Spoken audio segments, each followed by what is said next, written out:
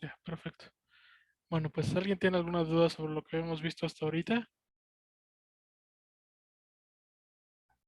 Sobre Jupyter Lab o sobre las gráficas o sobre algo así.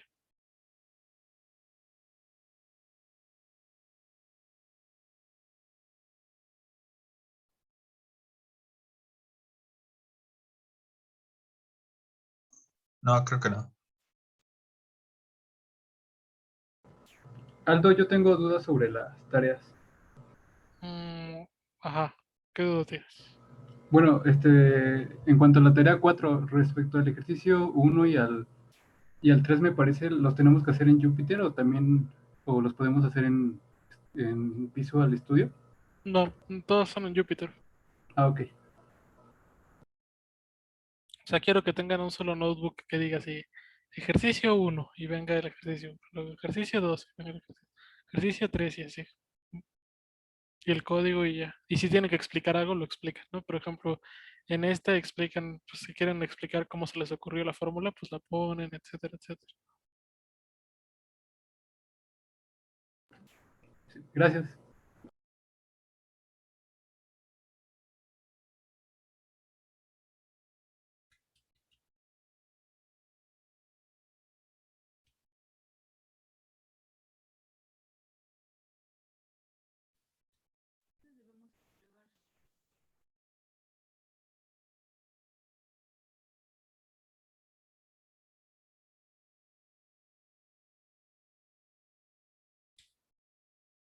Entonces, bueno, pues si nadie tiene dudas, vámonos directo a lo de la clase.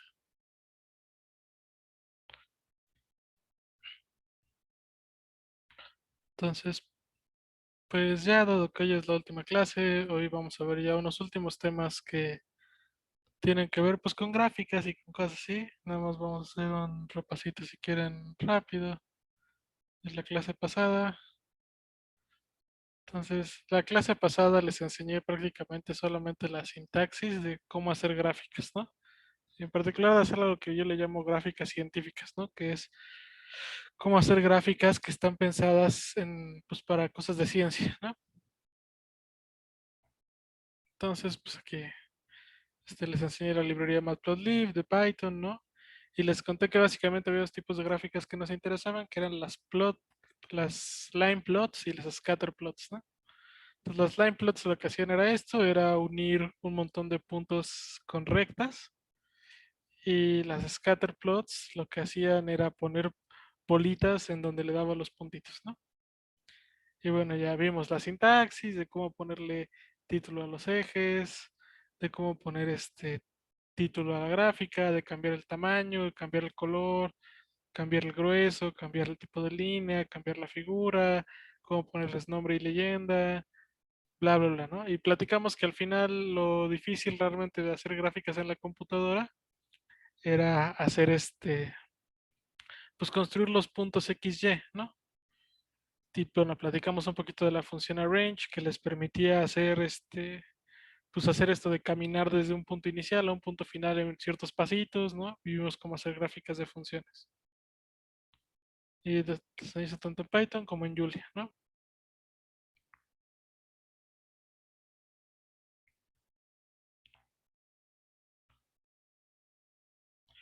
Entonces, bueno, pues hoy vamos a continuar con eso y vamos a ver cómo hacer pues, gráficas quizás un poquito más interesantes y cómo construir también rangos más interesantes, ¿no?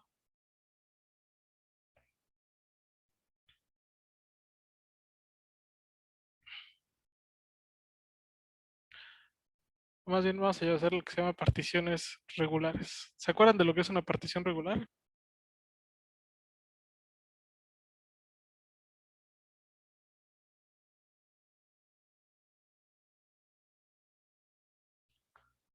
¿No? ¿Se acuerdan? Eso se veía en cálculo. ¿No les suena?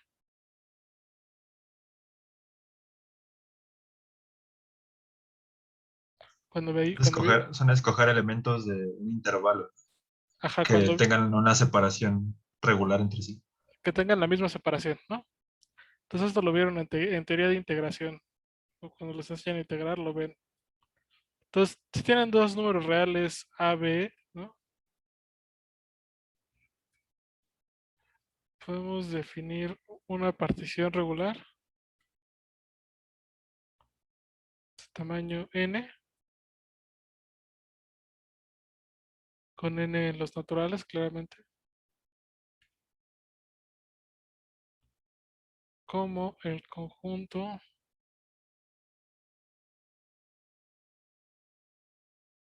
entonces ustedes tienen dos reales AB, la partición regular es el conjunto que tiene el x0, que es igual a x1, x2, así hasta el xn, que es igual a b. ¿Sí?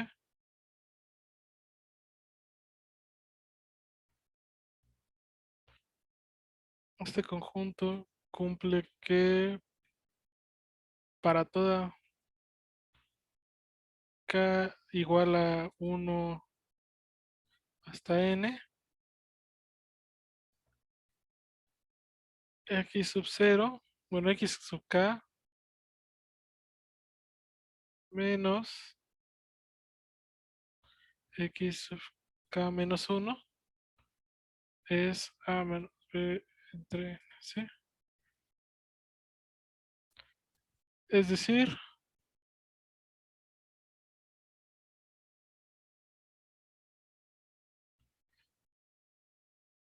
todos los puntos x y tienen la misma distancia entre sí, ¿no? Entonces, coloquialmente, una partición regular de un intervalo AB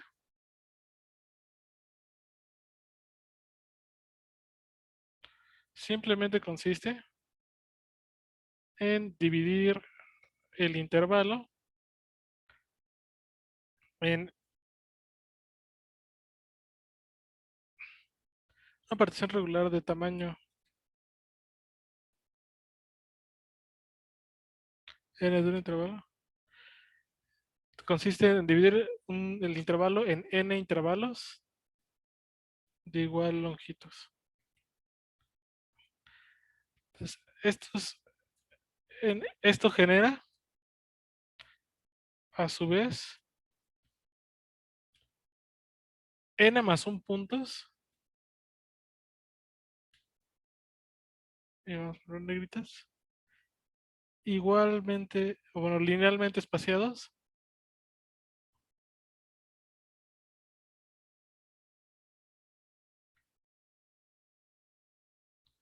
a lo largo del intervalo, ¿no? Entonces vamos a ver un ejemplo simple de una partición regular, ¿no? Ejemplo, sea, vamos a hacer A igual a U a 1, B igual a 2 y N igual a 5, ¿no? Entonces, para dividir el intervalo AB en 5 subintervalitos, la partición sería pues el siguiente conjunto, ¿no? Sería el 1, el 1.2, el 1.4, 1.5, 1.6, 1.8 y el 2.0 y el 2, ¿no? O sea, este conjunto tiene 5 subintervalos, el 1, 2, bueno, 1.2, 1.2, 1.4, 1.4, 1.6, 1.6, 1.8 y 1.8, 2, ¿no?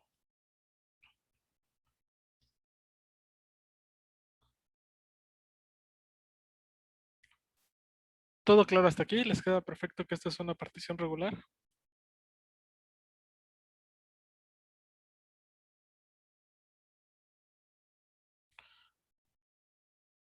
Sí, Entonces, las particiones regulares son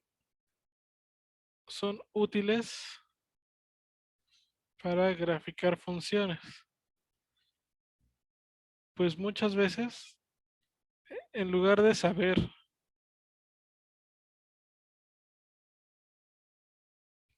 pues muchas veces nos ayudan a hacer una gráfica con una cantidad dada de puntos.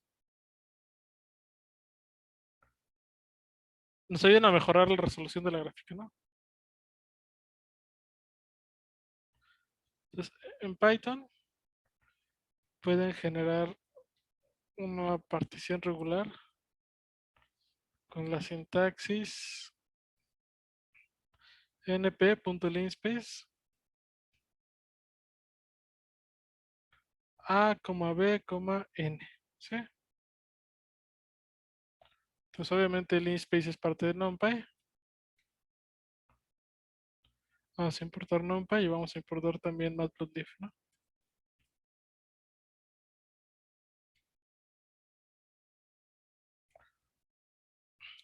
Entonces voy a hacer mis x's que sean, por ejemplo, np.linspace entre 0, 2 por pi y que haya 50 puntos, ¿no? Pues nos vamos a hacer el ejemplo de hace rato.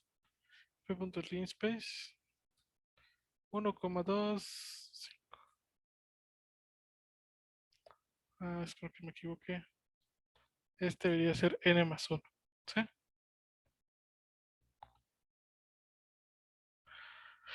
Ahí está, ¿no? 5 más 1, que si quieren nos da nos da aquí lo que queremos, ¿no? Nos da una partición regular de tamaño n. Entonces vamos a hacer una partición regular aquí de tamaño n entre 0 y 2pi y vamos a hacer que mis y sean el coseno de eso, ¿sí?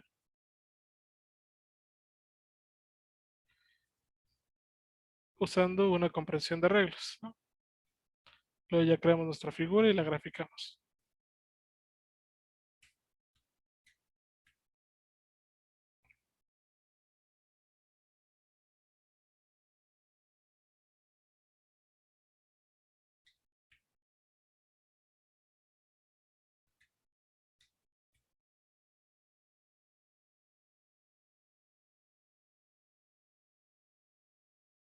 Claro, no existe coseno, existe coseno de en NumPy. Y ahí está, ¿no?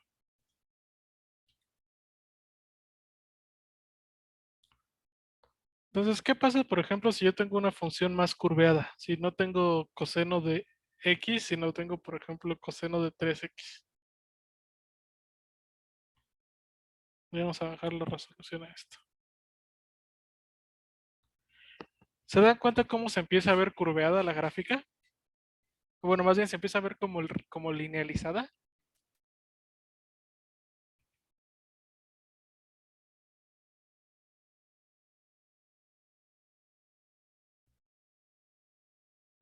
Entonces, la gráfica anterior se ve mal porque no hay suficientes, porque no estamos graficando suficientes puntos para que se vea como una curva recta, una curva en lugar de un montón de rectas unidas, ¿no? Para que se vea mejor, hay que graficar más puntos.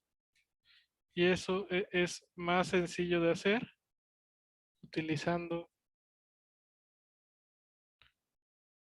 esta función de np.linspace en lugar de...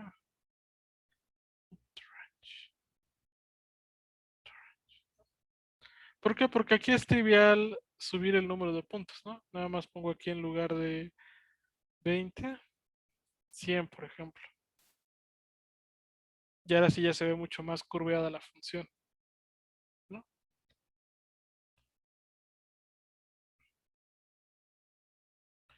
¿Alguna duda con esto y con esto de la función linspace?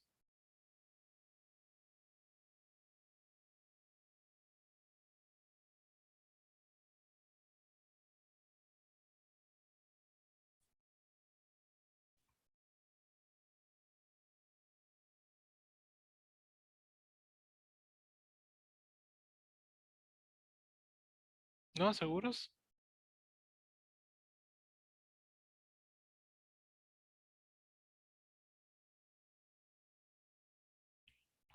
Ah, bueno, Quetzali me preguntó una cosa de la tarea, pero la voy a abordar al final. ¿Todo bien hasta aquí?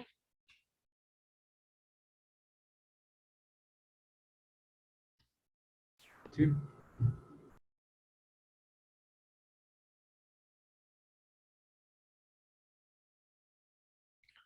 Bueno, pues vamos a seguir, ¿no?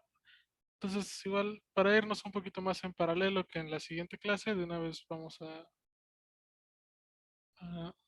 a crear un notebook de Julia para enseñarles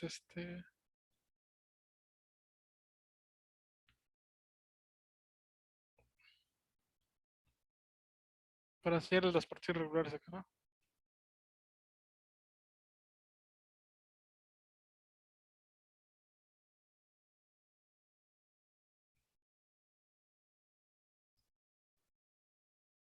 Entonces, la función range de Julia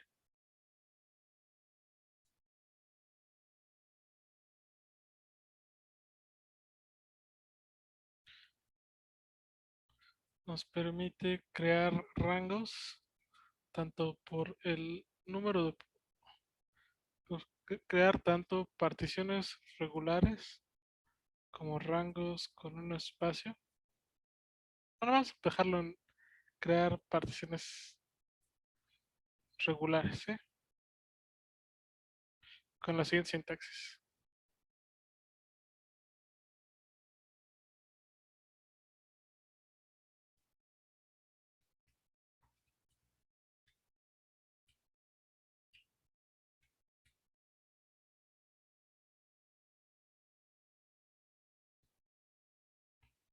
Entonces vamos a hacer range igual a 1, 2, 1 stop igual a 2, length que sea igual a 5 más 1. Y ahí está, ¿no? Entonces, esto no nos dice mucho. Entonces, justamente una gran utilidad de la función range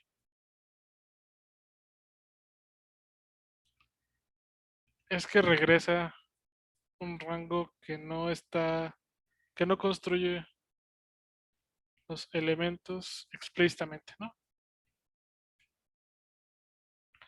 Si los queremos construir explícitamente, podemos usar la función collect.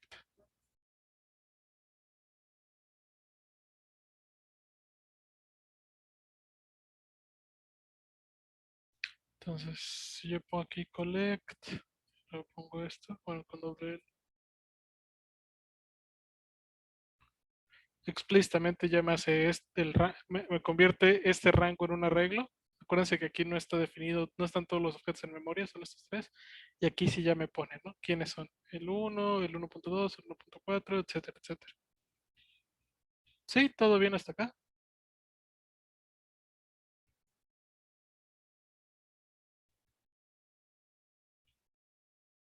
Entonces, nuevamente podemos hacer el mismo ejemplo de construir la gráfica de una función que se ve medio pixeleada, ¿no? Entonces vamos a hacer, por ejemplo, pues, mis x's que sean range, ¿no? Desde 0 hasta 3, tengan 21 elementos, ¿no? Por ejemplo, mis y's que sean la exponencial de x, para todas las x's en x. Entonces ya aquí mi figura, ¿no? La voy a graficar. Añado los puntos que quiera. Acuérdense, el signo de admiración en Julia es muy importante.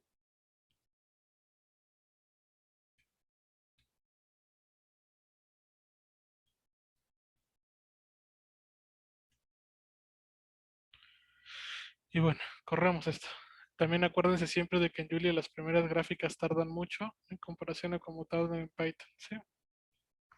Este es un defecto que espero que en algún momento de la vida se corrija, pero pues, hasta entonces tendremos que sufrir.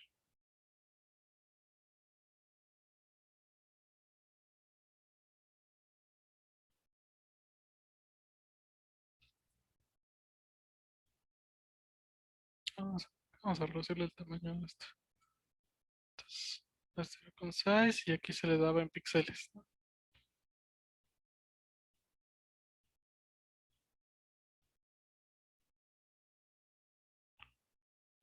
Pues aquí con 21 todavía se ve bien porque el seno de esto todavía no cambia tanto. Pero, por ejemplo, ¿qué pasa si hacemos el seno de 1 entre x? Que ya se empieza a ver muy feo, ¿no?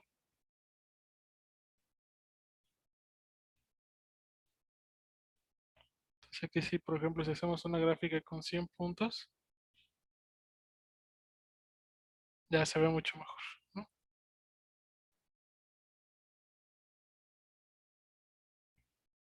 ¿Alguna duda sobre esto de del número de puntos en las gráficas?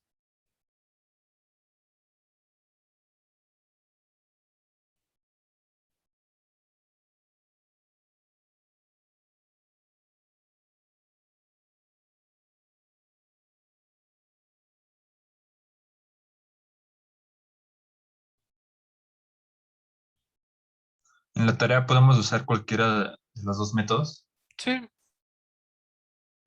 si fuera ustedes, yo me acostumbraría a las particiones regulares. Va.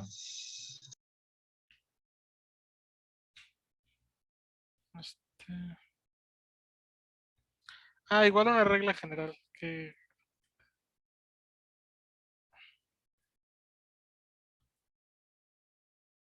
no complejidad, más bien procesamiento. Entonces, un problema muy grande, bueno, más bien hacer una gráfica,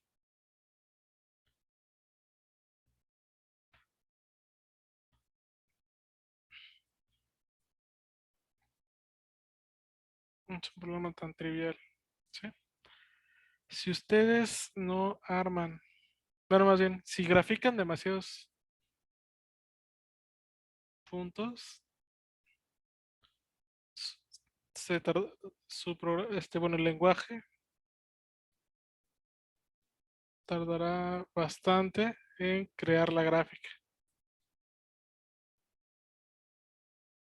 Entonces, o sea, en general hacer las gráficas es bonito y cuando uno se da cuenta de que pueden quedar así curveadas y así, uno dice, ay, pues voy a hacer una gráfica con 10.000 puntos, lo que sea.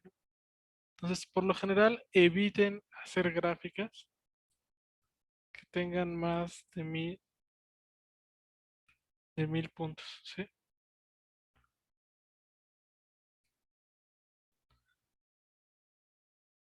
O sea, si hacen gráficas que tienen más de 1.000 puntos y meten varias figuras y así, se va a poner fea la cosa. Entonces, por lo general, evítenlo, ¿sí?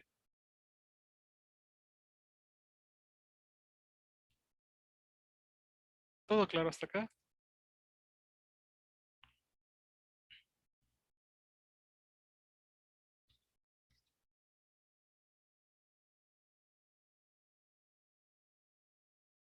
Sí.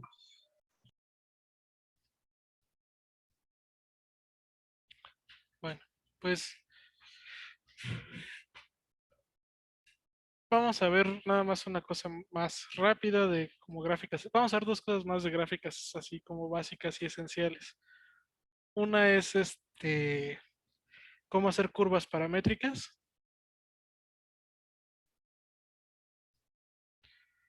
y otra es cómo hacer barras de error, ¿no? Y después ya me voy a pasar a gráficas en 3D rápidamente y ya ahí lo dejamos. Entonces, ¿qué son las curvas paramétricas? Pues una curva paramétrica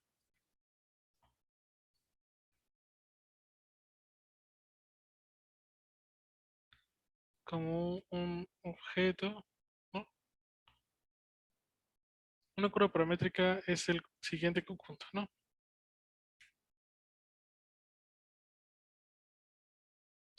Luego ni siquiera les dicen curvas paramétricas y nada más les dicen curvas.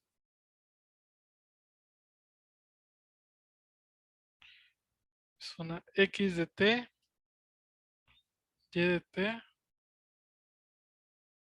tal que t está en un intervalo, ¿sí? Y obviamente esto es un subconjunto de R2, ¿no?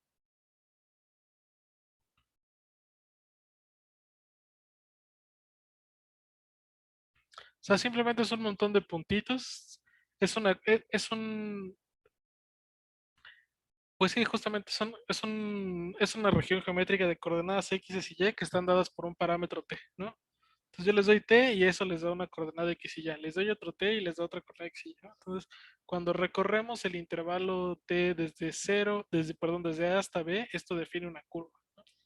¿Se acuerdan de las curvas paramétricas? Todos las trabajaron en este, en sus clases comunes y corrientes en geometría analítica.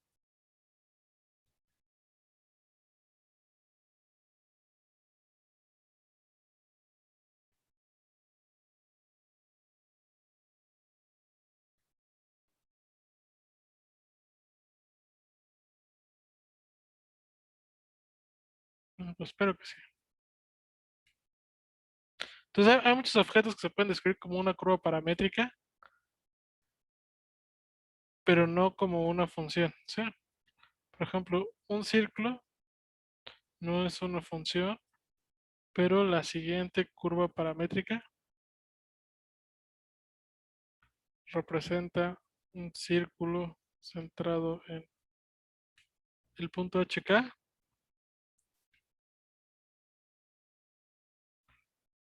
y de radio R, ¿no? Entonces, ¿cuáles son las coordenadas paramétricas de un círculo de radio centrado en HK y de radio R? ¿Quién es X de T y quién es Y de T?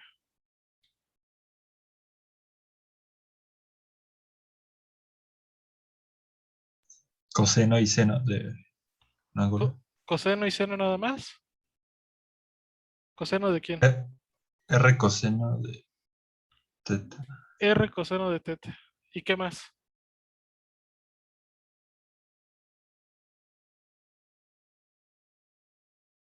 A más H. O menos H. Más H, que es el centro, ¿no? Y acá, pues es R seno de teta, ¿no?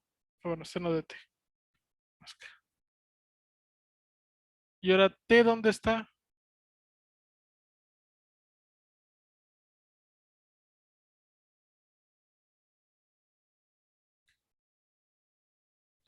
T, ¿en qué intervalo tiene que estar? ¿Qué es T?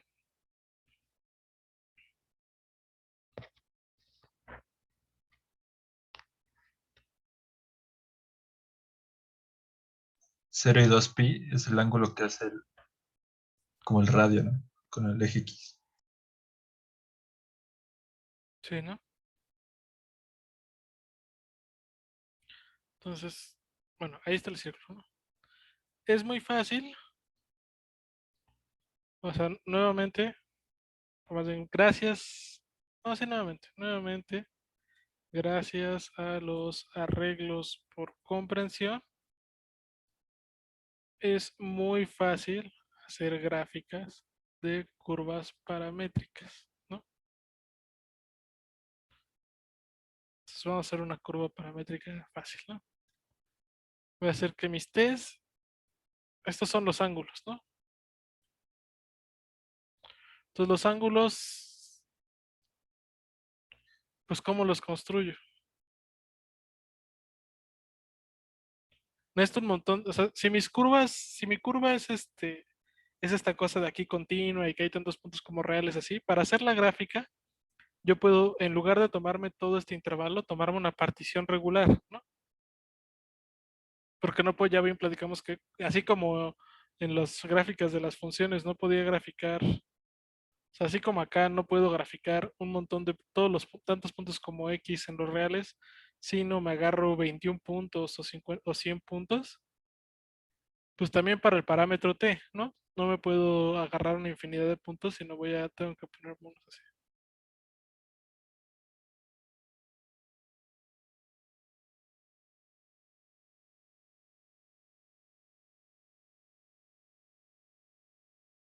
Entonces, pues justamente, ¿no? Tenemos que construir una partición regular y vamos a hacerla, ¿no?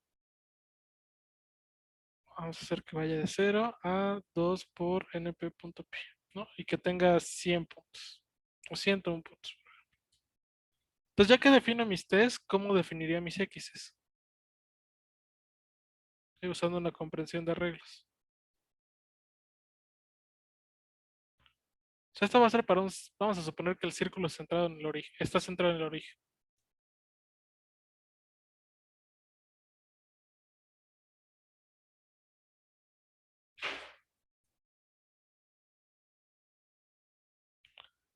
¿Cómo quedaría este de círculo centrado en el origen y de radio 3? ¿Cómo haríamos esta gráfica de un círculo centrado en el origen y de radio 3? ¿Cómo quedaría la ecuación para las x?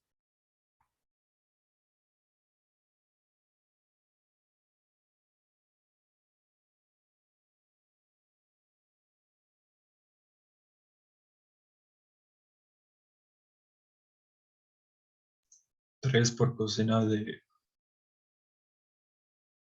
t para Por el t en coseno de t, S, ¿no? ¿no? ¿Y t dónde está? T está en todas las t's, ¿no? Y para y, pues queda lo mismo, solo que cambiamos el coseno por el seno, ¿no? Entonces ya que tengo así mis x y mis y, pues puedo hacer la gráfica, ¿no?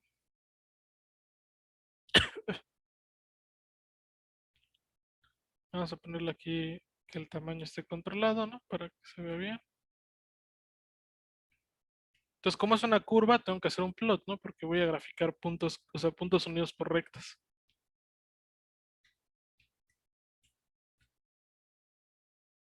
Y ahí está, ¿no? Un círculo perfecto.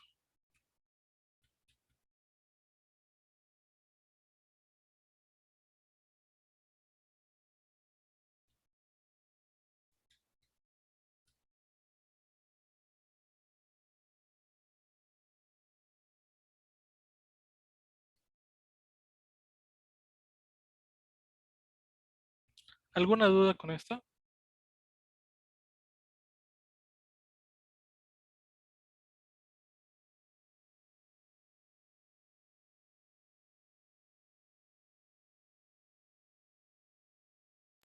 No, ninguna. ¿Quieren hacer un ejercicio o nos seguimos?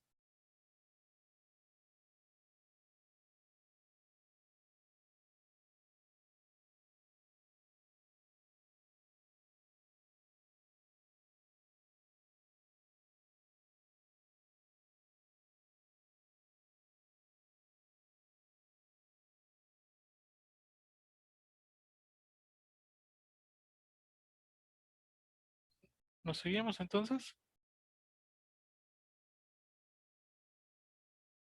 ¿Llegaran? Mejor vamos a hacer un ejercicio para que sea el último que van a hacer seguramente en toda la, este, en lo que ve la clase, y háganlo acá, justamente, en Julia.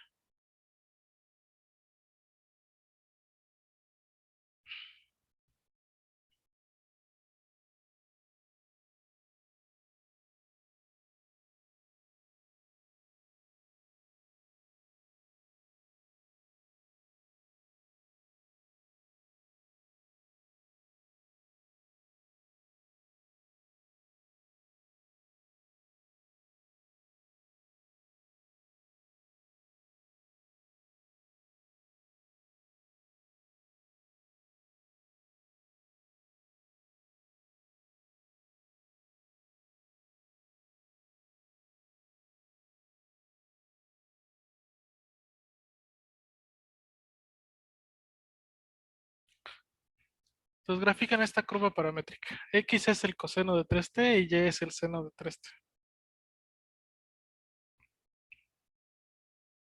¿Qué quieren que les enseñe en la pantalla? ¿Quieren que les enseñe cómo hacer la gráfica en Julia? ¿O qué les conviene más que les enseñe? Bueno, así se los puedo poner, ¿va?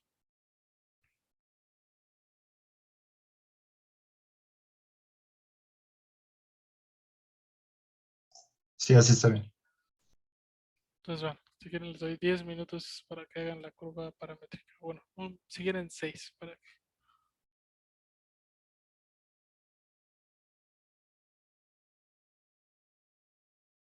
nos vamos a dividirlo si quieren para que puedan ver la parte de Julia y la parte de Python.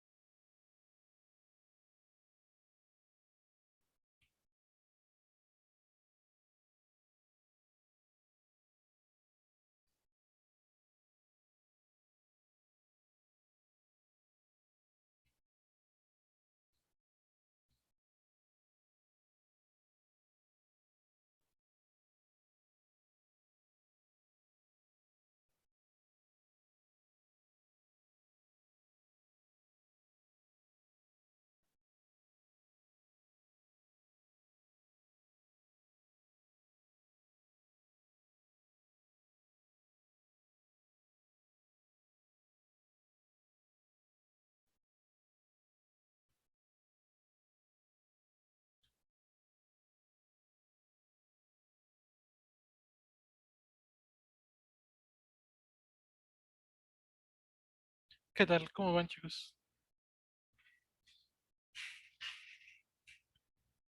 ¿Lo lograron? ¿Salió bien?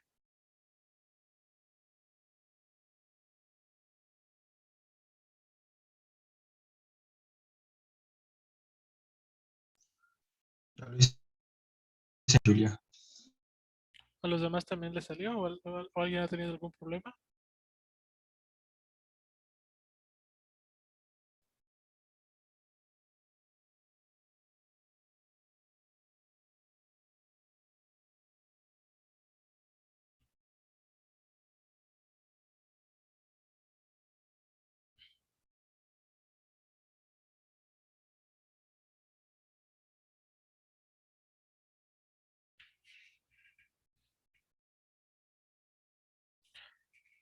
Bueno, pues si quieren vamos a hacerlo. No sé si alguien haya tenido problema con hacerlo, pero vamos a hacerlo rápido, no es muy complicado. ¿No? Entonces, mis tests pues, tienen que ser una partición regular del intervalo 0,2pi, ¿no? Entonces hago range de 0,2 por pi. Pero acuérdense que en Julia sí existe pi. Y vamos a ponerle a un igual, esto tiene que ser stop, ¿no? Esto tiene aquí mi longitud, pues vamos a darle 100, 200 un punto, ¿sí? Ahorita van a ver por qué. Entonces mis x's pues nada más están definidas a través de esto, que son el coseno de 3 por t para t en las t's, ¿no? Y mis y's son nuevamente pues lo mismo, el seno de 2 por t en t's, ¿no? Hacemos nuestra figura.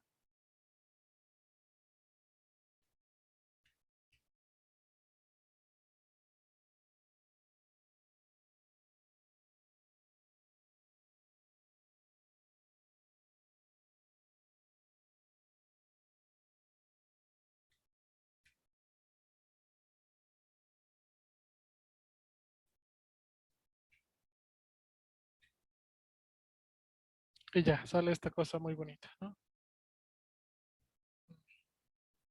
Entonces esto, no sé si lo sabían, es algo que se llama una figura de Lissajous. Las figuras de Lissajous están definidas como, este, están definidas a través de senos y cosenos, donde los periodos cambian entre sí, ¿no? Entonces, bueno, hacen esta clase de figuras muy bonitas, etcétera, etcétera, etcétera. ¿Alguna duda con esto?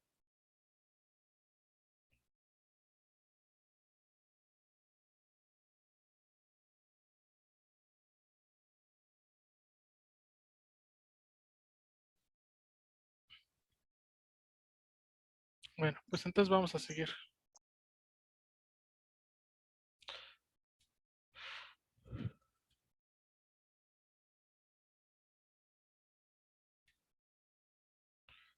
Entonces, muchas veces, sobre todo cuando trabajan con datos experimentales y tienen incertidumbres, errores asociados a su medición, quieren hacer gráficas con barras de error, ¿sí? Entonces, Matplotlib tiene una función específica para hacer esas gráficas llamada plt.errorbar, ¿sí? Entonces, la función toma un argumento llamado error y otro llamado xerror.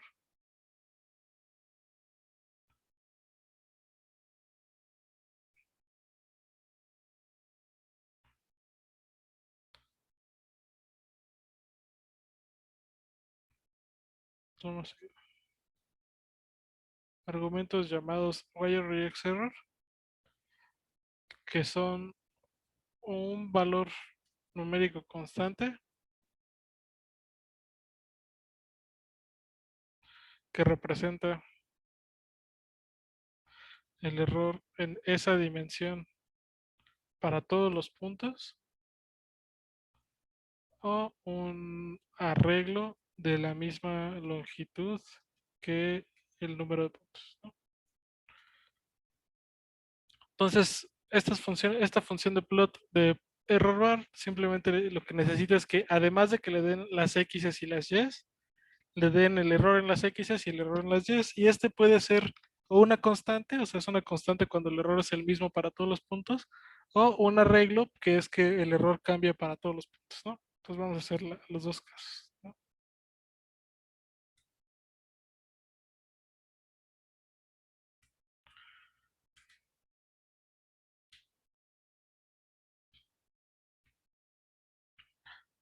Entonces vamos a hacer error bar, ¿no? Entonces 1, 2, 3, nuestro ejemplo de siempre. 1, 3, 2. Vamos a ponerle y error.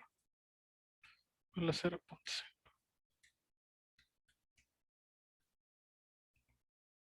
Ahí está la gráfica, ¿no?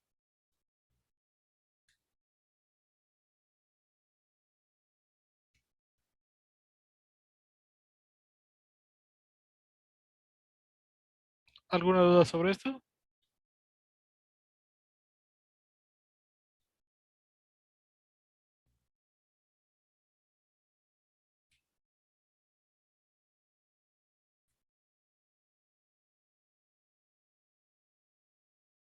Entonces aquí, si le damos en lugar de, aquí le dimos un solo valor, y se dan cuenta las barras de error en todos lados valen 0.5, ¿no? Se extienden aquí en el 1, 1, 0.5 para abajo y 0.5 para arriba.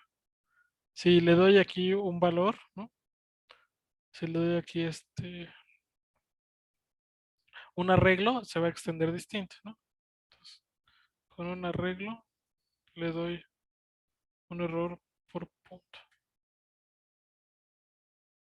Entonces se dan cuenta, ahora aquí el error es 0.2, que es chiquito. Aquí el error es 0.4, que ya se acerca más a 0.5. Y aquí el error es 0.6, que ya rebasa 0.5. ¿Sí? Entonces, aquí hay que hacer una diferencia, ¿no? O hay que aclarar algo. plt.errorbar por default hace un line plot, ¿no? Si quiero un scatter plot, debo utilizar el argumento fmt igual a O, entre comillas, ¿sí?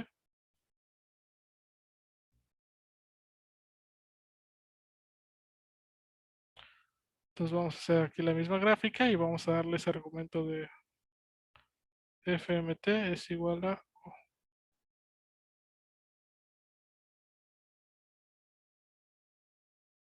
Y vean, ya quedó mucho más bonito, ¿no?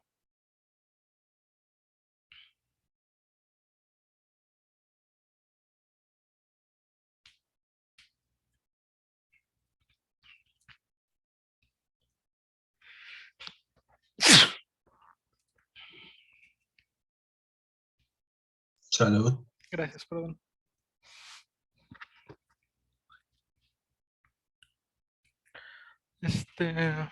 ¿Alguna duda sobre esto de las barras de error?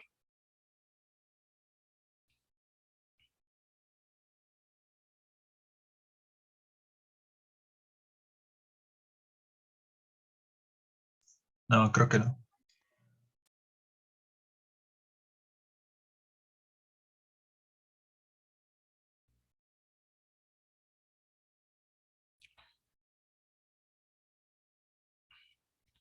Entonces, en Julia esto es distinto. Julia, la función scatter directamente acepta un argumento, acepta los argumentos xer y yr, ¿no? Entonces, nuevamente aquí vamos a hacer una figura.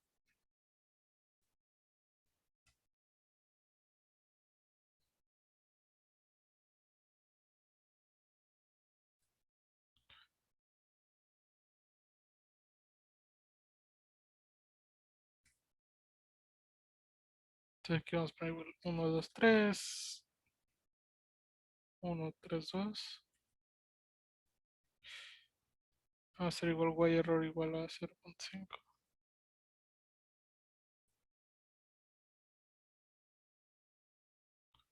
Y aquí solito se los pone.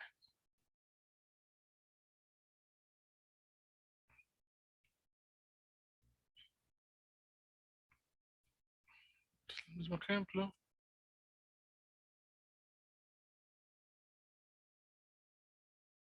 Aquí el error en X también se lo podemos poner como una constante, ¿no?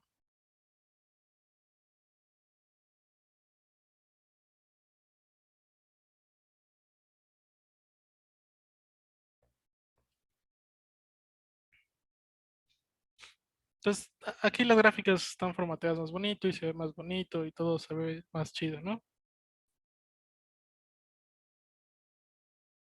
Aquí les pone las tapitas en las barras de error. Acá no se las ponen. Por supuesto que hay forma de ponérselas, pero no lo vamos a ver ahorita. Y ya.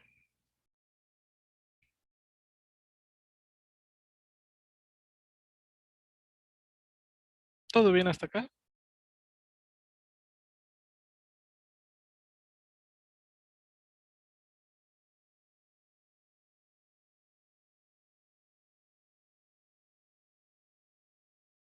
Sí, todo bien. Bueno, pues vamos a ver por último de las cosas importantes de las gráficas. Hay algo muy importante que, bueno, igual es medio, vamos a hacer nota, ¿no? Antes de irnos a esto. Para hacer gráficas bonitas para sus reportes de laboratorio,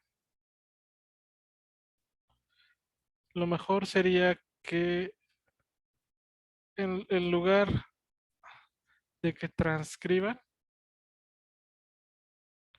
los datos manualmente a Python, pudieran leerlos desde un archivo de Excel, o sea, .xlxs o un CSV, ¿no? Entonces, tristemente, no veremos eso, ¿no? Se puede hacer de forma trivial con la librería Pandas de Python, ¿sí? Y bueno, Pandas es una gran librería. Si después ustedes se quieren dedicar a hacer cosas de ciencia de datos o cosas así, hay que aprender a usar Pandas. Tristemente no se utiliza tanto, o sea, se utiliza bastante, no tanto como se debería, porque ah, porque solo puede manejar con tablas que están metidas en la memoria RAM, ¿no? Entonces, si ustedes quieren manejar tablas muy, muy grandes que no pueden caber en la memoria RAM de una compu convencional, pues no pueden utilizar una herramienta así. Pero para cualquier cosa que no sean billones de datos, pueden trabajarlo bien. Entonces, pues, si quieren aprender cómo importar un Excel a Pandas, chequen esta librería y creo que aquí en el Getting Started les viene una documentación. Vamos a ver si encontramos aquí.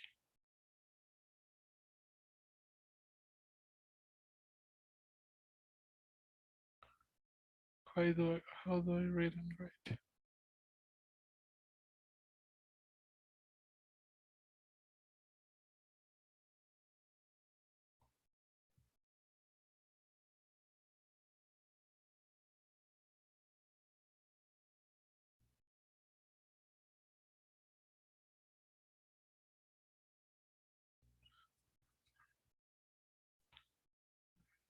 Tienen un gran tutorial.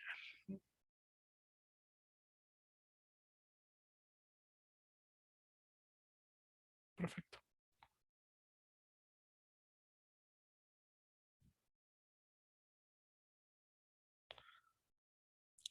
Entonces, pues bueno, ahí lo revisan si les interesa hacer esto, porque no tiene sentido que si hacen 1000 mediciones las guarden aquí o lo que sea. Lo guardan en un Excel o en un CSV y de ahí lo importan para acá.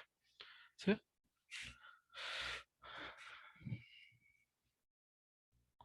Entonces, otra cosa, ¿no? No es muy útil solamente tener el archivo en línea o solamente ver la gráfica en un notebook, sino también sería bueno poder guardarla como una imagen, ¿no? Entonces, la solución buena para hacer esto es utilizar el comando plt.savefig. Y aquí hay que aclararlo muy bien. Antes de correr plt.show, ¿no? Si lo corremos después, no mostrará, no guardará la gráfica.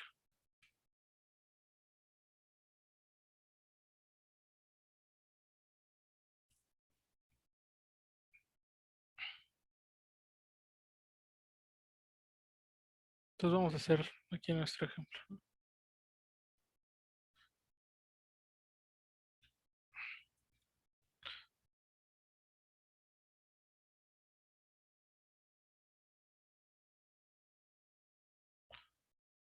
Vamos a ver la gráfica en el archivo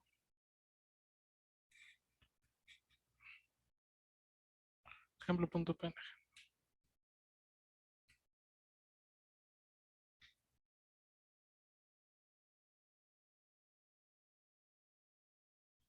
Entonces ya corrí este comando, funcionó. Y si me voy aquí a la carpeta, van a ver que aquí les aparece el archivo ejemplo.png. ¿Sí? Y esta ya es una imagen que pueden ver y manipular.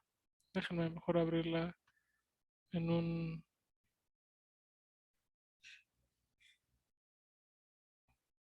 lugar donde valga la pena ver eso.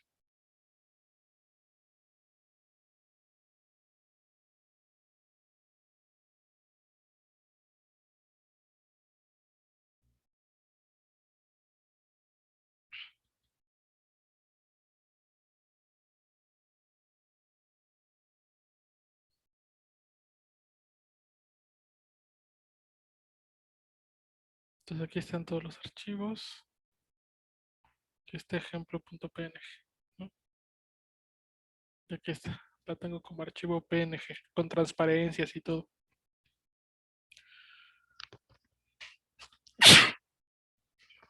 Perdón. Entonces, bueno, pues una desventaja que hay de guardarla como PNG es que se pixelea, ¿sí? Aunque tenga transparencia, si yo hago mucho zoom, se empieza a pixelear bastante la imagen. Entonces, un buen consejo que les puedo dar es que uy,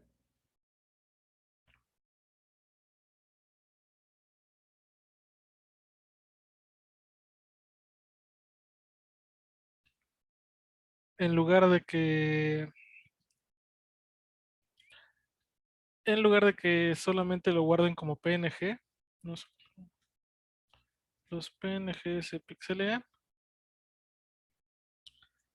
es más bonito para darlos en un formato vectorizado y que no se pixelea, como como el formato PDF, ¿sí?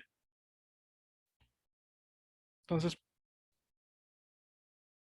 vamos a guardar ahora la gráfica como PDF, pues nada más le cambiamos el archivo acá, ¿sí? Y ya, si me voy nuevamente a la carpeta, aquí aparece ejemplo bonito y ya lo puedo abrir como PDF y lo puedo ver de forma infinita, ¿sí? Aquí ya no hay problemas de zoom. Este es el máximo zoom que da, pero como ven todo se ve perfecto.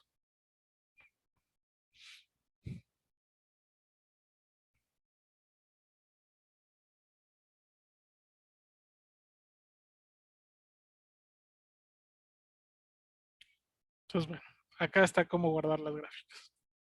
¿Alguna duda sobre esto?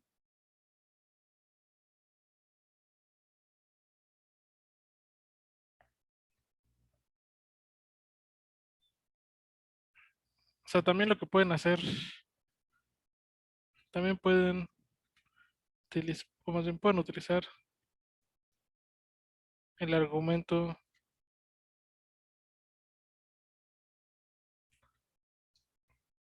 DPI.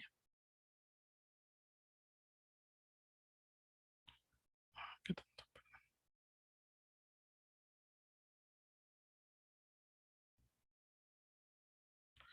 Para aumentar la densidad de píxeles de un PNG para que no se pixelee tanto.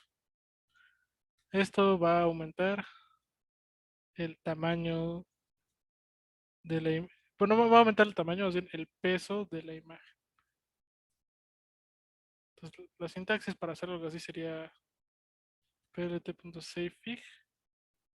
Más igual ponen ejemplo.png y ponen DPI igual a 300, por ejemplo.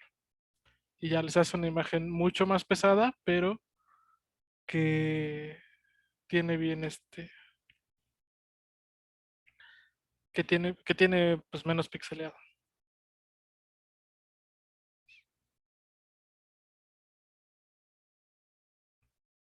Entonces, bueno, eso es en Python y en Julia se hace de la misma, exactamente de la misma forma, ¿sí?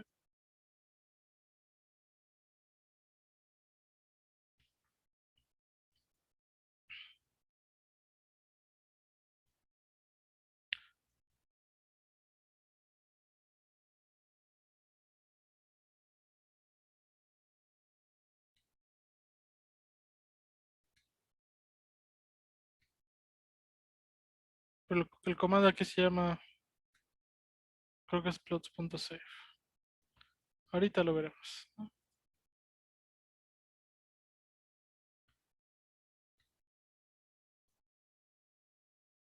Ah, no, también es savefig, ¿sí?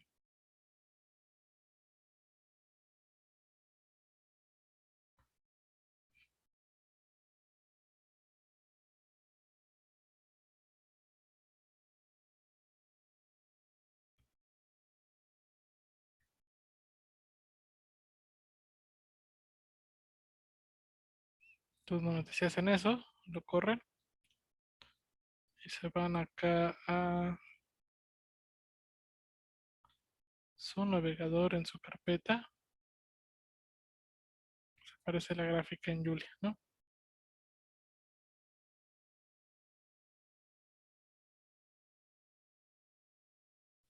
Desaparece chiquita porque yo las puse en un tamaño chiquito, ¿no? Si la quieren igual, esto también soporta PDF, entonces también lo pueden poner en PDF, ¿no?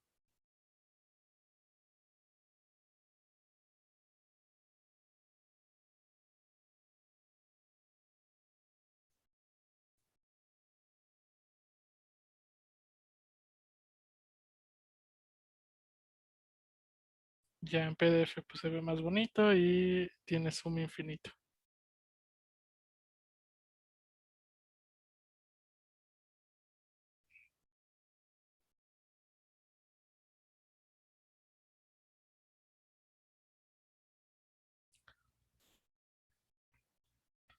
¿Todo bien hasta acá?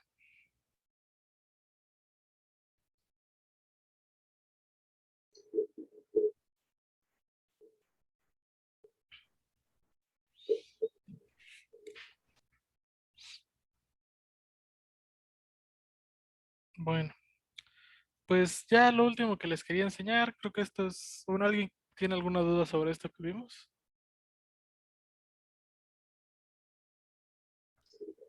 Por ahora no. Bueno, pues si ya están satisfechos con esta parte, digamos, de las gráficas, lo único que me falta enseñarles o Lo que podría enseñarles es es cómo hacer gráficas en 3D en Julia, que es algo que no se puede hacer en Python, ¿no? Entonces, hacer gráficas en 3D en Python es una letanía, ¿sí? Es una auténtica monserga, ¿sí?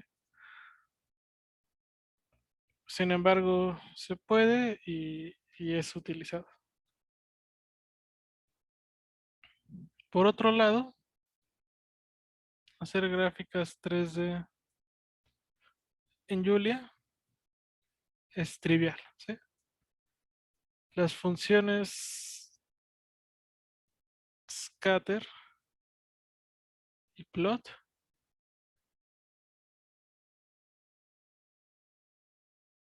aceptan un arreglo extra de valores de z para poner en el eje z, ¿sí?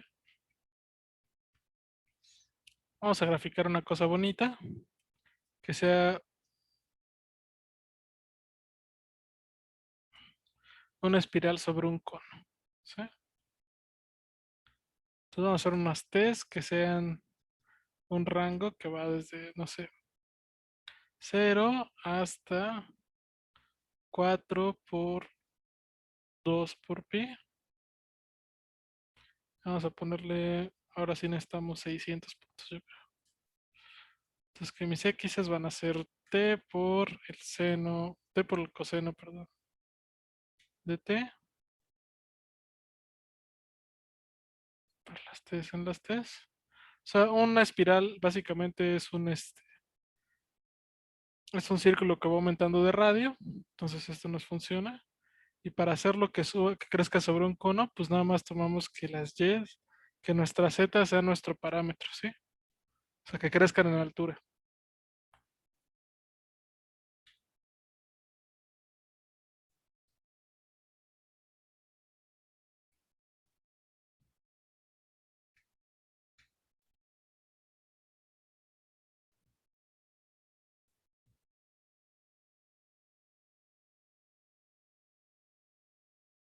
Ah, claro, me faltó ponerle aquí las palabras especiales, ¿no? Esto es stop, donde acaba, y esto es length, de donde termina.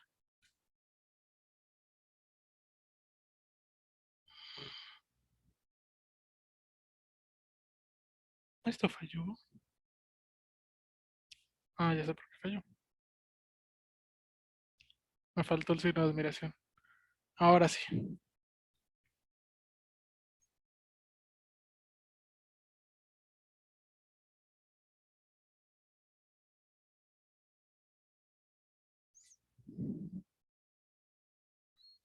Entonces,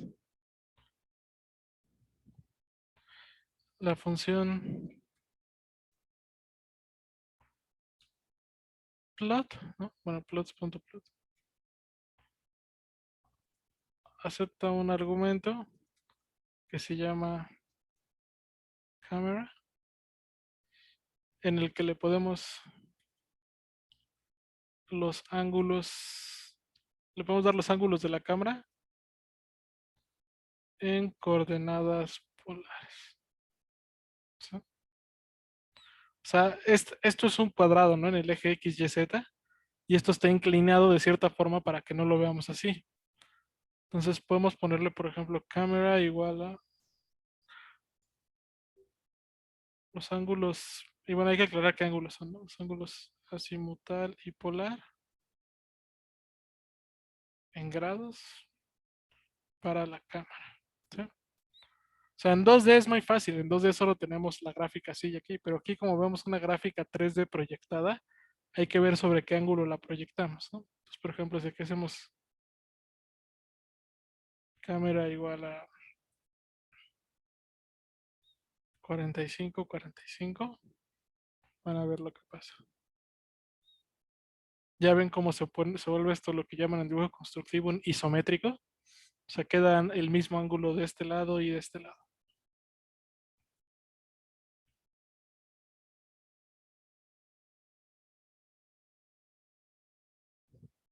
Entonces, por ejemplo, vamos, este es el primero, creo que es el ángulo polar, vamos a bajarlo un poquito.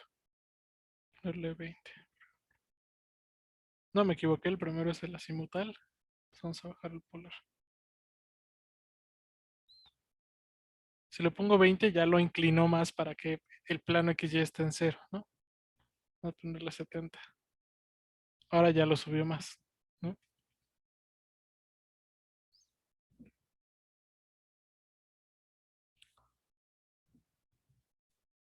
Entonces, bueno, para hacer gráficas en 3D, luego es importante jugar con esto para ver cómo quedaría bonito, etcétera, etcétera. ¿Sí? ¿Todo bien hasta acá? Sí.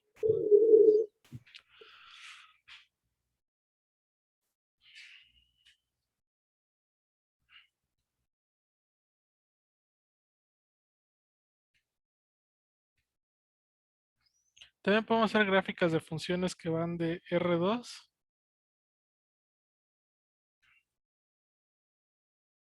a R, ¿sí?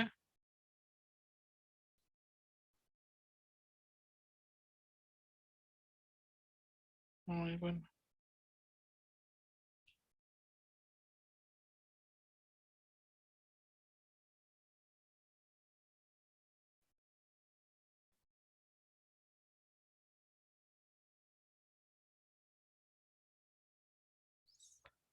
Entonces, sí.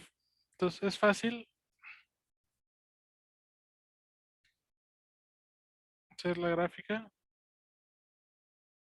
de una función f, una función de dos variables en un dominio rectangular. ¿Sí? Entonces vamos a hacer que nuestras x sean nuevamente un rango que va, por ejemplo, de 0 a 2 por pi. Tienen 101. ¿No? Que mis y sean un rango que va de igual de 0, pero ahora van a acabar en 1. Y que tengan, vamos a ponerle 51 y estas también 51. ¿Sí?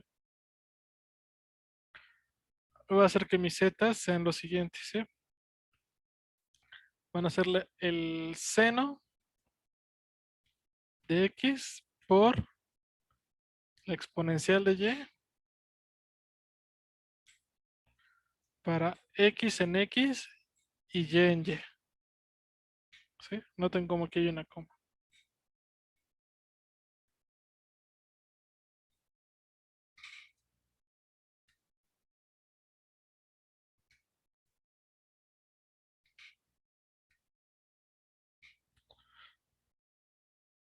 Ah, bueno, y ahora ya no voy a utilizar esta función de plot, yo voy a utilizar una función que se llama surface.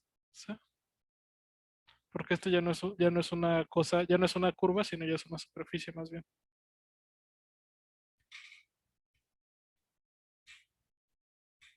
Nuevamente me faltó aquí poner la longitud en ambos.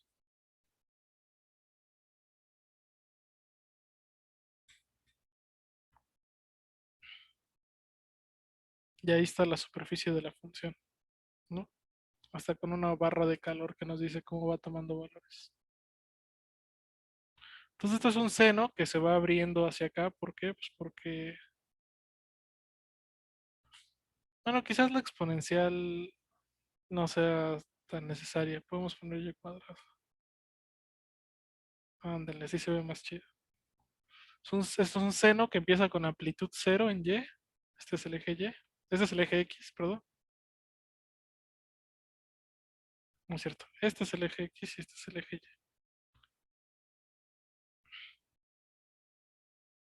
Entonces esto empieza con amplitud 0 y de repente brinca y esto se queda así, ¿no?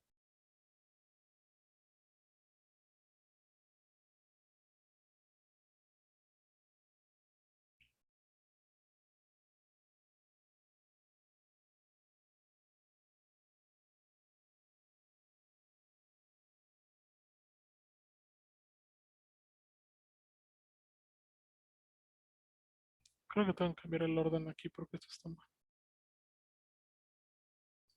Primero las y y luego las x. Ahora sí, ya está bien. Entonces cuando la y es 0, esto es una recta porque es un seno de amplitud 0, pero conforme va creciendo la amplitud del seno, ¿no? Hasta que llega a 1.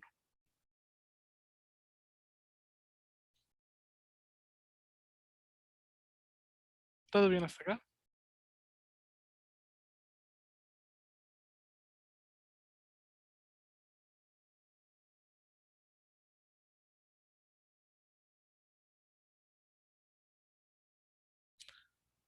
Bueno, pues también se pueden hacer gráficas de superficies, pero es algo bastantito más complicado. Mm, Además de que no se me ocurre una superficie interesante que hacer en 3D. Pero bueno, pues esto se ve que es muy fácil de hacer y bueno, muestra que Julia tiene un poder más grande para hacer gráficas. O al menos es más fácil hacer gráficas más sofisticadas que en Python, ¿no?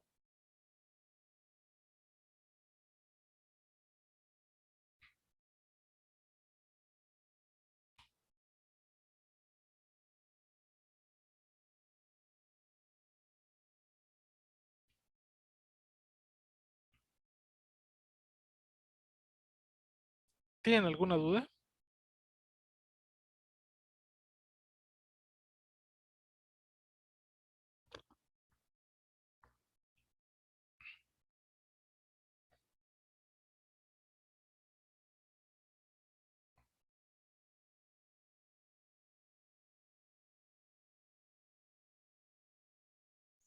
No.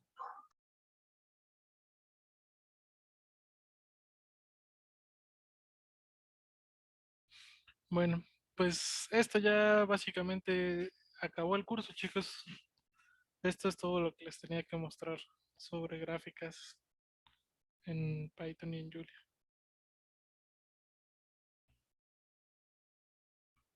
Ah, si nos hubiera dado más tiempo, pues justo quizás en la tarea les hubiera puesto que hicieran gráficas de algunas superficies y cosas así. Ya no nos dio tiempo, ni modo. Pues justo también iba a querer, o sea, mi plan original era enseñarles a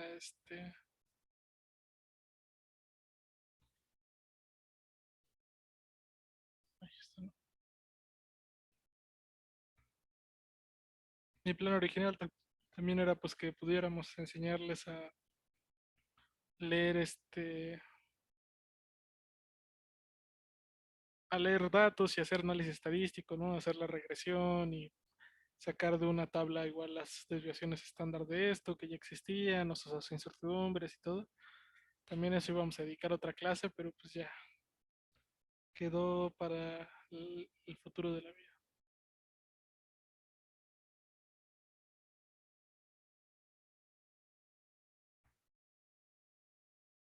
Quizá lo que sí podría enseñarles ya igual, ya ahora sí para que ya se acabe esto, es algo es algo que se usa mucho en física computacional y en física computacional yo lo veo mucho y todos lados debería verse mucho, pero vamos a explicarlo aquí. Son las gráficas de convergencia, ¿sí? Entonces, nos inter- muchas veces vamos a tener varias maneras de resolver un problema como calcular un número, ¿sí? Entonces, sin embargo, muchos de esos métodos van a depender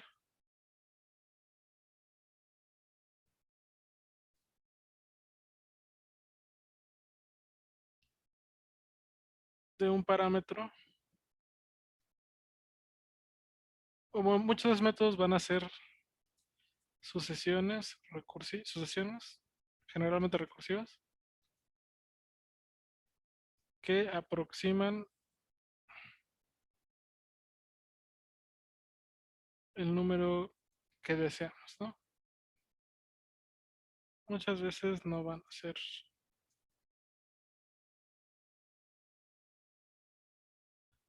muchas veces no van a ser sucesiones recursivas, ¿no? Y vamos a ver el ejemplo ahorita, rápido, ¿no? Entonces, ¿qué ejemplo vamos a ver?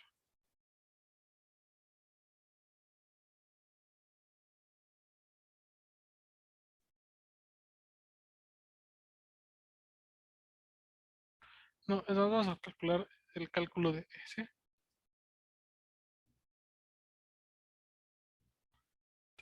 El número n, el número, más bien E,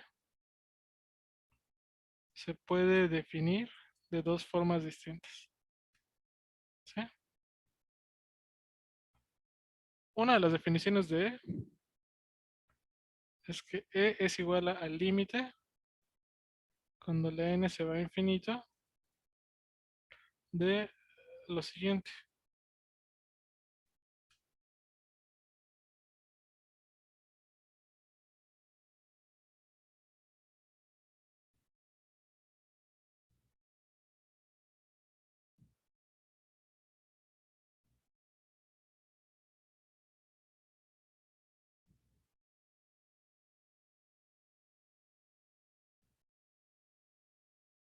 Es el límite cuando n se va a infinito de 1 más 1 entre n a la 1 entre n.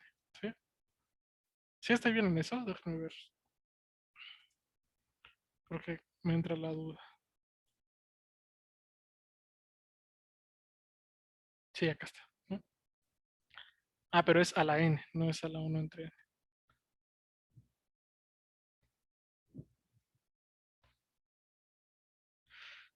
Y otra forma de definir E es mediante la suma que vieron ahorita, que es la suma desde k igual a 0 hasta infinito de 1 entre k factorial. ¿No?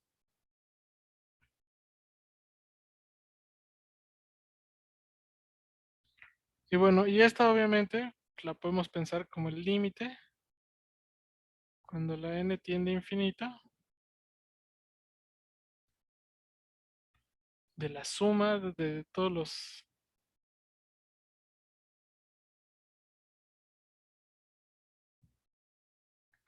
los suma desde k igual a 0 hasta n, porque eso es lo que es la serie, la serie hasta infinito, es el límite cuando n está a infinito de la suma parcial, ¿no? Entonces,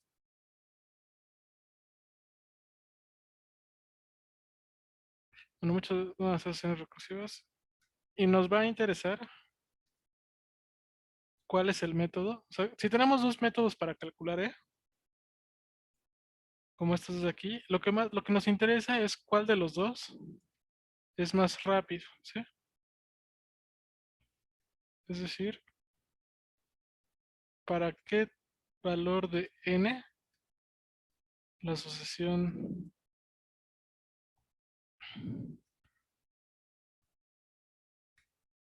más bien, no para qué valor de n, ¿no? O sea, ¿cuál de las dos sucesiones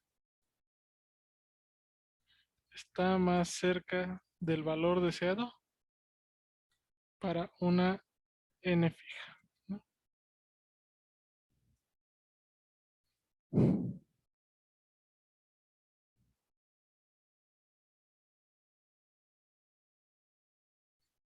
Entonces, tenemos estas dos formas de calcular E, ¿no?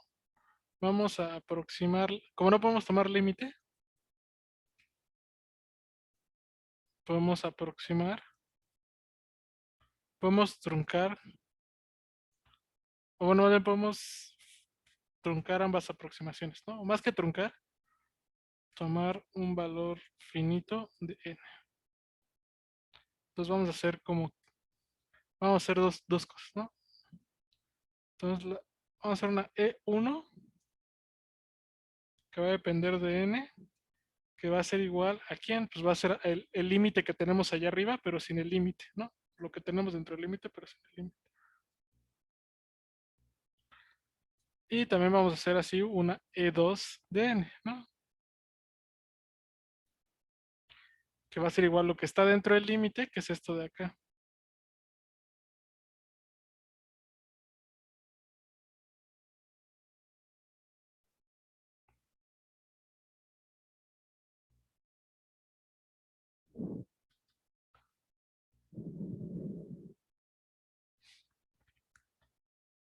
Entonces, tenemos esta E1, que es 1 más 1 entre n a la n, y esta E2, que es la suma desde k igual a 0 hasta n de 1 entre k, ¿no? Entonces, la pregunta es, ¿cuál de las dos es más rápida? ¿O cuál de las dos se acerca más rápido a E? Porque yo sé que cuando n se va a infinito, las dos se vuelven E. Pero lo que me interesa es para pronto cuál es, o sea, sin irme infinito, en un n infinito, cuál aproxima mejor. ¿Sí están entendiendo cuál es la pregunta que quiero resolver?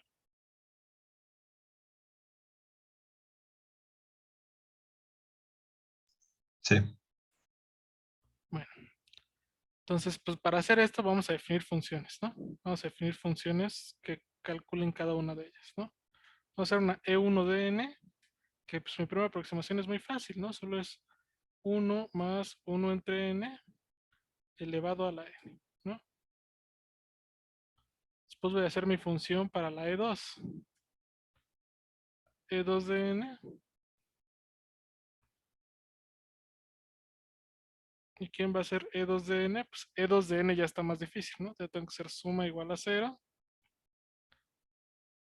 For I in range, o bueno, for k in range. Quiero ir desde 0 hasta k, pero entonces para eso tengo hasta n. Entonces tengo que poner aquí n más 1. Suma más igual, bueno, suma igual a suma más 1 entre np punto factorial, porque existe una función para calcular factorial de k. ¿Sí? Y al final regreso suma, y aquí lo que regreso es esto. Me equivoqué, me faltó el return.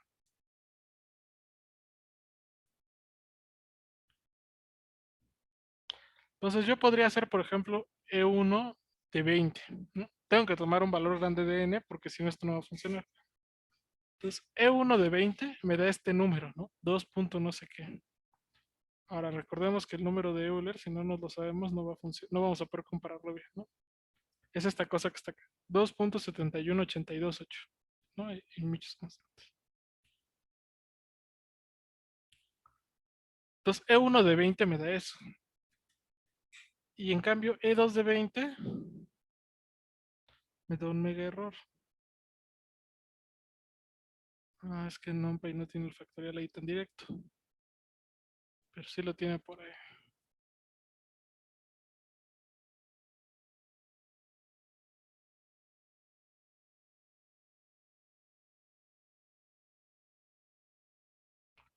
Un punto más.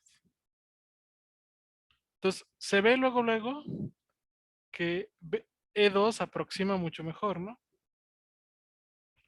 Parece ser que E2 aproxima mucho mejor, ¿sí? Podemos ver cómo cambian ambos valores conforme n crece, ¿sí? En una gráfica. Entonces vamos a hacer una gráfica de eso. Voy a hacer mis n's, que van a ser un range que va a ir desde 1 hasta 30, por ejemplo. ¿Sí? Mis Y's 1, ¿quiénes van a ser? Van a ser la aproximación que tengo. La primera aproximación que tengo. E1 de n, n in s, ¿no?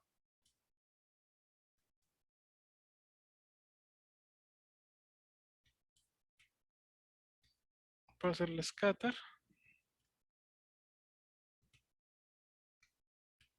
Y lo enseño, ¿no?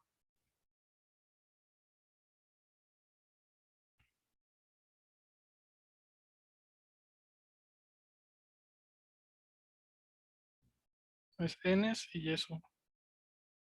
Y ahí está. Entonces vean cómo conforme voy agarrándome n más grande, esto es n,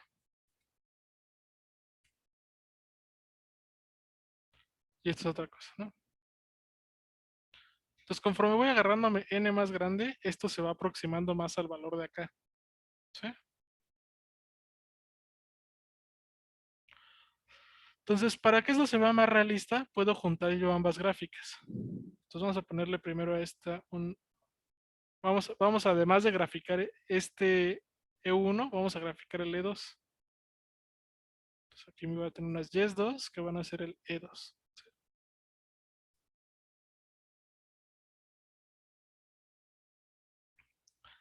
Entonces, aquí ya tengo las dos gráficas. Ahora no sé cuál es cuál. Para saber cuál es cuál, vamos a ponerles una leyenda, ¿no? Entonces aquí tengo E1, E2, ¿no?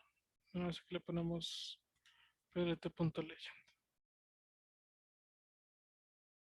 Y ahí está la gráfica, ¿no? Entonces, si se dan cuenta, aquí está el valor de E, ¿no? Como por 2.7. Se ve de la gráfica que E2 se pega más rápido a ese valor, ¿no? Mientras E1 todavía está lejos. ¿Sí están de acuerdo conmigo? Sí, Esta gráfica confirma lo que pensamos.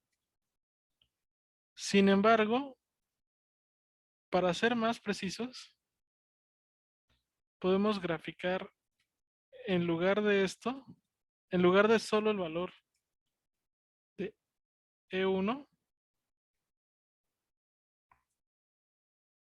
o E2, podemos graficar el error relativo de cada una. El error absoluto, perdón. Es decir, su distancia del valor real que aproxima.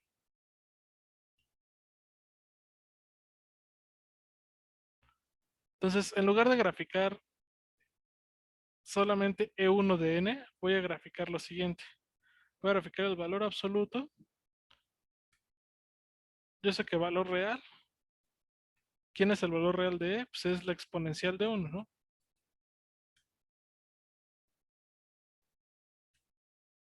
Entonces, lo que voy a graficar es el valor absoluto o la distancia entre mi aproximación y el valor real, que es el valor absoluto de la aproximación menos eso, ¿no? Entonces, vean esta gráfica y ahora sí ya le puedo poner un título al eje Y, ¿sí?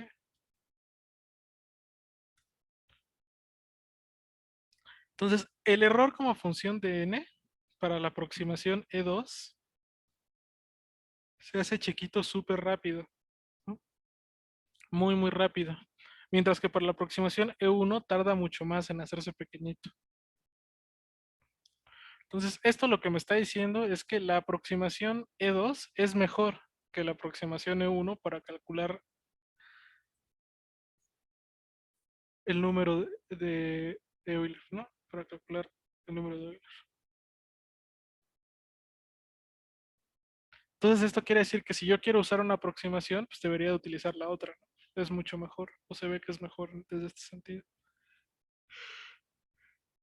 ¿Tienen alguna duda sobre esto?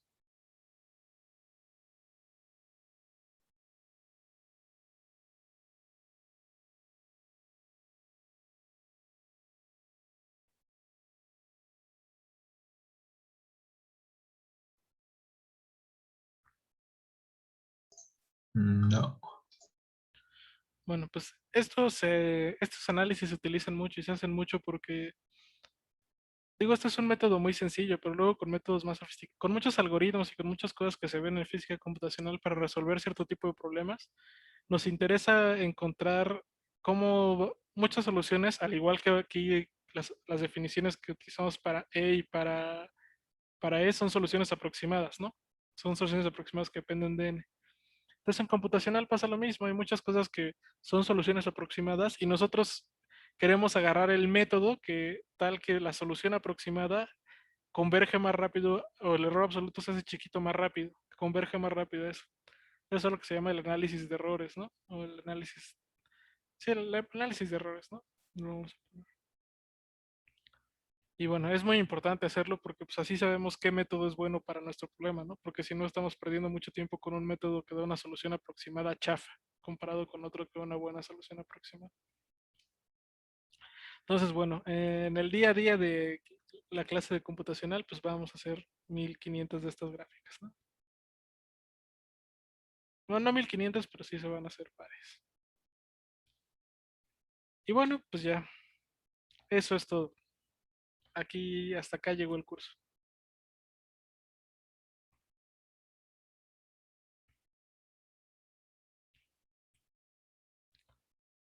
¿Tienen alguna duda? ¿O algún comentario o algo así?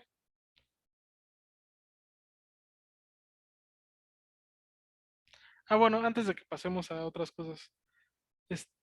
En la tarea, ay, en la tarea, ya están las tareas ahí. En la tarea 4 tienen que entregar, dos notebooks nada más, ¿sí? Uno para Julia y uno para Python. En cada notebook deben de resolver los 4 ejercicios. En un solo notebook deben de venir los 4 ejercicios. O 3 ejercicios porque el último es opcional. El último está muy fácil ya con lo que vimos hoy, que es hacer una curva paramétrica.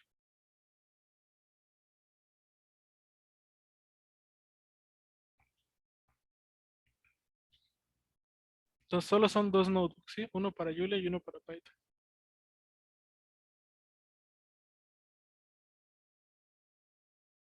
Y bueno, pues ahora sí ya con esto se acabó el curso. Ah, pues aquí está el sagrado temario. Desgraciadamente no pudimos ver prácticamente nada. Logramos acabar bien el primer bloque, que era la parte más importante. Y bueno, nos quedamos aquí en gráficas en 2 y 3D, ¿no? Lo de cálculos directos ya lo habíamos hecho. Seguía toda la parte interesante y esta parte que también iba a estar bonita. Todo esto se va a ver en física computacional. Strings y archivos de texto no, pero todo lo demás se va a ver.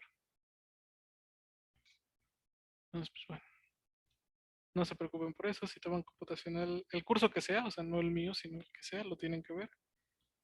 Y pues ya.